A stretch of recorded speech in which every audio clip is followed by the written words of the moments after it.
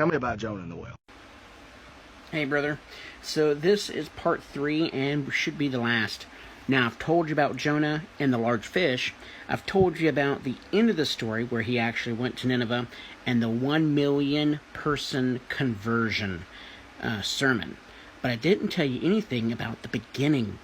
And this is where a lot of symbolism comes in.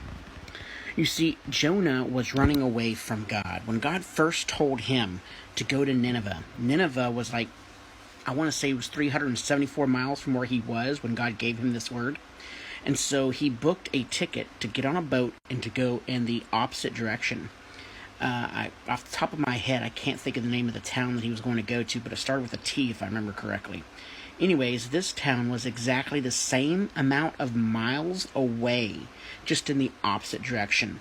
So he was physically representing what a lot of people do when they go away from the Lord. They go in the opposite direction where the Lord tells them to go. When the Lord says, come towards me, come towards salvation, people run in the opposite direction. Everything in this story is a physical representation of something going on spiritually.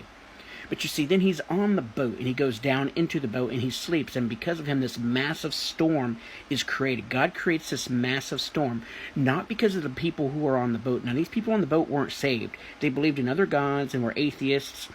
They were deists. They were agnostic. All the different groups you can think of was on this boat. Now, these people, they were sailors. They were used to the worst of the worst storms, and this storm was so bad, they all feared they were going to die. But you see, Jonah, they had to go wake up Jonah. He was asleep during the storm. It wasn't the lost that caused this storm in their life. It was the preacher. It was the saved person. It was the Christian that caused the storm in their life. And it wasn't until the backwards or backslidden Christian got kicked out of the boat that finally the storm went away. So what we get from that is that he was able to turn around and preach to these people.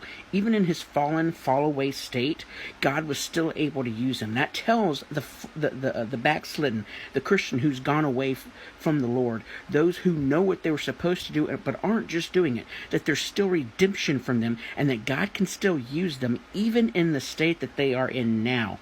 Now, after he was kicked out and the storm finally went away because he was kicked out of the situation, all those who were lost on that boat, all those who believed in all their things or didn't believe in anything at all became saved. Those were the first people that were saved from this man before Nineveh.